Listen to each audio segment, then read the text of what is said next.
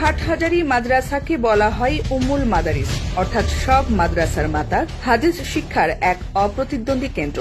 কিন্তু ইতিহাস বলে এই পবিত্র প্রতিষ্ঠানও রক্ষা পায়নি নামদারি ধর্মীয় পোশাকে রাজনীতি করা দলের রাজনৈতিক থাবা থেকে। এরা আমাদের হাটহাজারী মাদ্রাসা জ্বালাইয়া ফোরাইয়া নাশ করার জন্য ৩০ বন্দুক অগারার কাকসবাজার হইতে হইয়া গুন্ডারা নিয়াই ছিল। সময়টা ১৯৮৫ সালের ১০ ডিসেম্বর, মঙ্গলবার রাত ৯:৩০। চট্টগ্রামের হাটহাজারীতে অবস্থিত উপমহাদেশের অন্যতম প্রাচীন দ্বীনী শিক্ষা কেন্দ্র দারুল উলুম হাটহাজারী তখন তার স্বাভাবিক শিক্ষা কার্যক্রমে নিমগ্ন। দাওরায়ে হাদিসের দরস চলছে, মুসলিম শরীফ খোলা, শত শত ছাত্র মনোযোগ দিয়ে শুনছে হাদিসের পাঠ। ঠিক সেই মুহূর্তে ট্রাকযোগে মাদ্রাসার গেটে এসে থামে জামাত শিবিরের সশস্ত্র ক্যাডারদের একটি দল। প্রায় ১০০ যুবক, জামাত ও ছাত্র শিবিরের কর্মী সমর্থক। উস্কানিমূলক স্লোগান দিতে দিতে জোরপূর্বক তারা মাদ্রাসার ভেতরে ঢুকে পড়ে। আতঙ্ক ছড়াতে একাধিক পটকা বিস্ফোরণ ঘটানো হয়। এটা কোনো হঠাৎ ঘটনা ছিল না, ছিল পরিকল্পিত, সংগঠিত এবং নেতৃত্বাধীন হামলা। হামলাকারীরা আগেই ভাগ হয়ে যায় কয়েকটি দলে। এক দল যায় মুহতামিমের দপ্তরে, দরজা ভাঙার চেষ্টা, অশালীন ভাষায় হুমকি আর মুহতামিমকে অপসারণের চাপ। আরেক দল সরাসরি ঢুকে পড়ে দারুল হাদিসের শ্রেণীকক্ষে।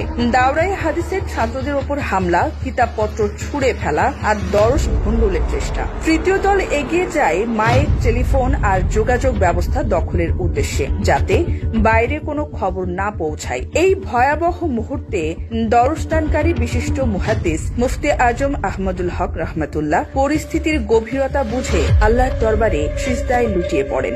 একদিকে ছিল সন্ত্রাস, অন্যদিকে ইলম ও তাকওয়ার নিঃশব্দ দৃঢ়তা। প্রত্যক্ষদর্শীরা জানান হামলাকারীদের হাতে ছিল ছুরি, ইরিচ, লোহার রড, লাঠি, মরিচের গুঁড়া, বিস্ফোরক দ্রব্য। ভয় দেখাতে ছিল খেলনা পিস্তলও। এমনকি মাদ্রাসার কক্ষ ও গেট তালাবদ্ধ করার জন্য আনা হয়েছিল বিপুল পরিমাণ তালা। এই অস্ত্র ভান্ডারী প্রমাণ করে এটা কোনো ছাত্র আন্দোলন নয়, এটা ছিল সশস্ত্র দখল চেষ্টা।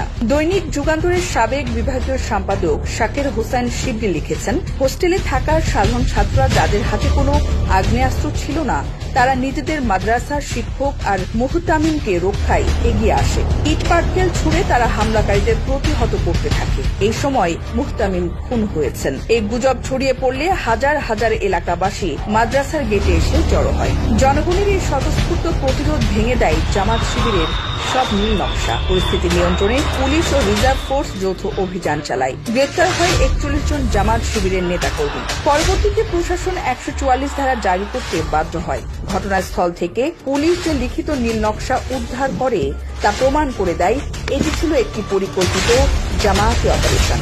কে কোন ভবনে হামলা করবে, কে মাইক, টেলিফোন, গেট দখল নেবে, সবকিছুরই বিস্তারিত ছিল সেই ব্লুপ্রিন্টে। এই ঘটনায় ছিল জামাত শিবিরের সেই পুরনো কৌশলের পুনরাবৃত্তি। প্রতিষ্ঠানে ঢুকে নেতৃত্ব দখল, ভিন্ন মত দমন আর আদর্শিক দখলদারিত্ব কায়েম। এটা যে শিবিরেরই হামলা ছিল তার আরেকটি প্রমাণ দেন সাংবাদিক শিবলি। তিনি লেখেন, সেদিন হামলায় জড়িত মুস্তফা নামের একজন পরবর্তীতে শিবিরের তথাকথিত শহীদ তালিকার ১১ নম্বরে স্থান পায়। গোয়েন্দা রিপোর্ট বলছে এই হামলার মূল উদ্দেশ্য ছিল তৎকালীন মুহতামিমকে অপসারণ, দেওবন্দি ধারাকে বিলুপ্ত করা এবং হাটহাজারীতে জামাতপন্থী প্রশাসন কায়েম করা, অর্থাৎ উম্মুল মাদারিসকে জামায়াতি মতাদর্শের ঘাঁটিতে পরিণত করার অপচেষ্টা। ১৯৮৫ সালের এই হামলা একটি ব্যর্থ ষড়যন্ত্র, জামাত শিবির রাজনীতির নৈতিক ও আদর্শিক পরাজয়ের এক স্থায়ী দলিল, যা প্রমাণ করে জামাতে ইসলামী এদেশের মূলধারার ইসলাম ও ধর্মীয় শান্তির জন্য কখনোই নিরাপদ নয়।